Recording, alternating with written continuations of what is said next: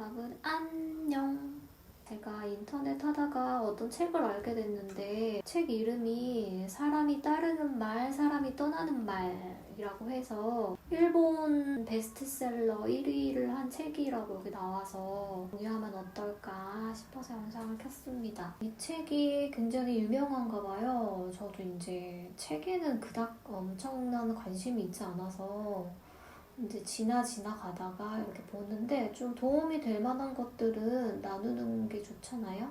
저희가 이제 일상생활을 하다 보면은 가끔 이럴 때가 있어요. 내 귀에 어떤 성능을 의심하게 만들 만큼 약간 황당한 말을 내뱉는 사람을 이렇게 종종 목격을 하곤 하죠. 그래서 어느 무리에서나 그런 사람은 한 명쯤 있기는 한데 특히 이제 직장 생활을 하다 보면은 어린 시절부터 사람들과 대화가 좀 어려운 사람이 나이가 들고 직급이 올라간 사람이 그런 경우가 되게 많대요. 어린 시절에는 주변에 이제 동료나 직장 상사가 뭐 조언을 해준다거나 아니면은 꾸중을 해준다거나 그래서 무례한 말을 할 기회를 박탈당했으면 나이가 들수록 본인에게 아무도 조언을 해주지 않으니까 좀 못된 말을 하거나 그렇게 아무 생각 없이 내뱉는 사람으로 각인이 될 수가 있는 거예요. 여기 책에서도 나와 있는데 말이란 거는 나를 표현하는 수단이잖아요. 그래서 언어의 어떤 형태가 다를 뿐이지 인간은 언어라는 도구를 활용해서 좀 더 효과적으로 나의 생각과 가치관을 표현을 하잖아요. 그렇기 때문에 어떤 말을 하느냐에 따라서 타인이 느끼는 자신의 생각과 가치관이 달라질 수 있다는 거죠. 실제로 외적인 느낌으로는 굉장히 막 호감을 지닌 사람이었다가 한마디 했어. 근데 대화를 함으로써 완전히 이미지가 나락으로 팍 떨어지는 사람을 저희가 종종 볼 수 있어요. 저도 많이 봤고요.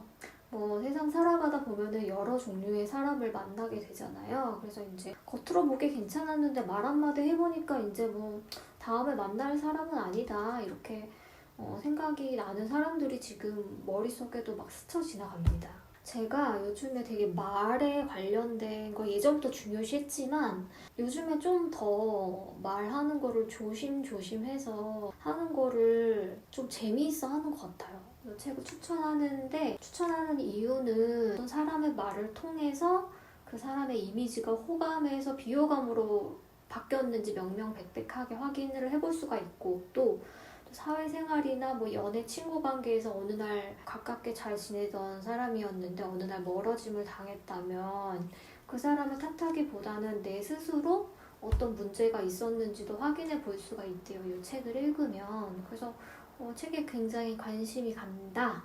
제 생각이고요. 그래도 다행인 거는 대화를 하는 기술이나 언어적인 어떤 저희가 가지고 있는 습관이 지적으로 생각하는 습관을 조금 익히면 극복할 수 있는 문제라고 하거든요. 실제로 독서를 많이 한 사람이랑 그렇지 않은 사람의 어떤 사용하는 단어의 양이나 그런 어떤 퀄리티나 이런 게 확연히 다를 수밖에 없고 또 문장을 이렇게 만들어내는 능력이나 이런 게 비교가 되잖아요. 그래서 이 책을 읽으면서 독서가 이렇게 중요하구나 다시 한번 느낄 수 있는 그런 책이라고 합니다. 여기 예를 들어서 이런 게 나오는데요. 연애 경험이 부족한 남자들한테서 나올 수 있는 특징이 하나가 있대요. 근데 여자한테 약간 과하게 배려를 해서 모든 선택권을 여자한테 주는 거예요. 그래서 사실 여자 입장에서는 불편하죠. 왜냐면은 이제 선택을 한다는 게 책임을 진다는 것이라고도 생각해 볼 수가 있고, 근데 그 모든 선택과 그 모든 책임을 여자한테 이렇게 떠넘기고 전달하고 이런 거는 여자의 어떤 본능이 거부를 한대요. 그래서 만약에 예를 들어서 우리가 밥을 먹어야 되는데 남자가 이렇게 말을 합니다. 하고 싶은 거 있어?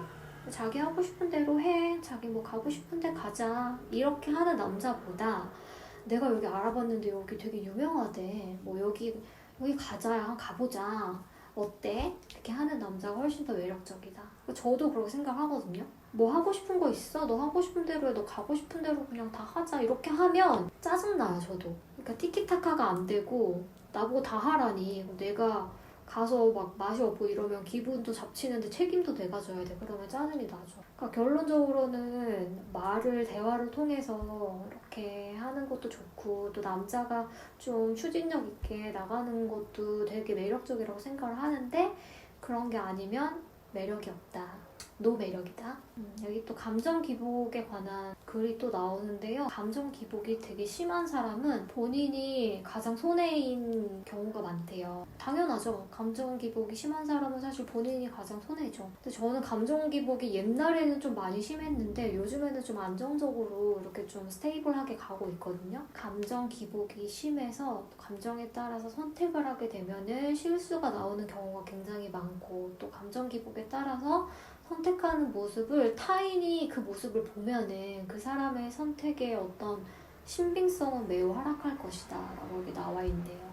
좀 감정적인 사람이랑은 대화를 좀 꺼리는 편도 있는 것 같아요. 저도 좀 약간 그런 게 있거든요. 좀 피곤하죠. 그런 사람이랑 이야기를 했을 때.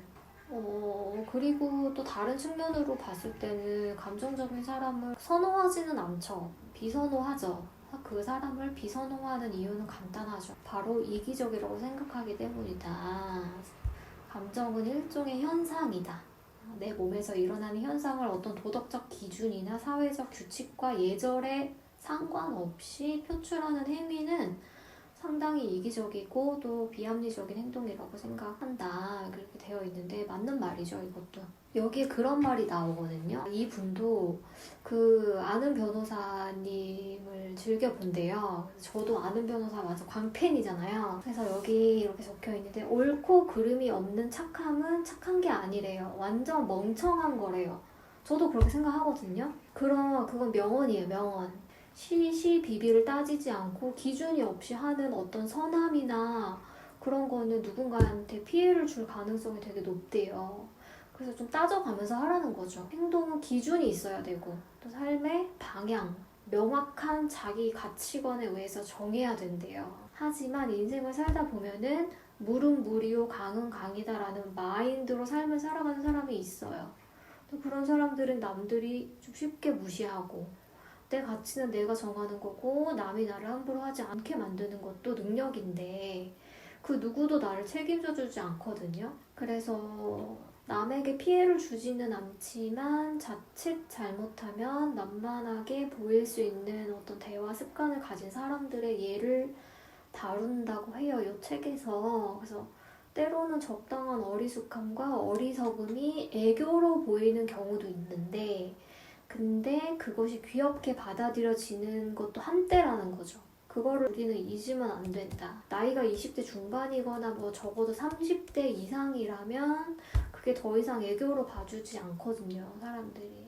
그리고 그 사람이 가지고 있는 실제 능력과는 상관없이 어리석고 만만한 사람으로 여겨질 수 있으니까 저희는 항상 조심을 해야겠죠. 주변에 이런 사람이 있으면 가볍게 웃어 넘길 수는 있겠지만, 나한테도 만약에 이런 경향이 있다고 생각되면 서둘러서 빨리 고치는 것이 좋다고 합니다.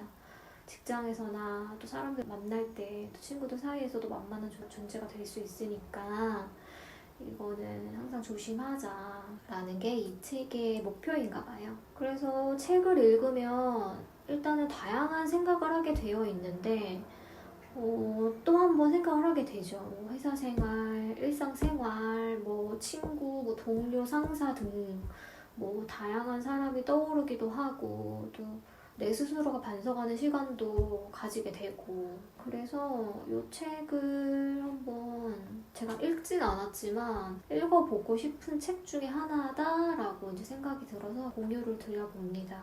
책 제목은 사람이 따르는 말, 사람이 떠나는 말이라고 해서요.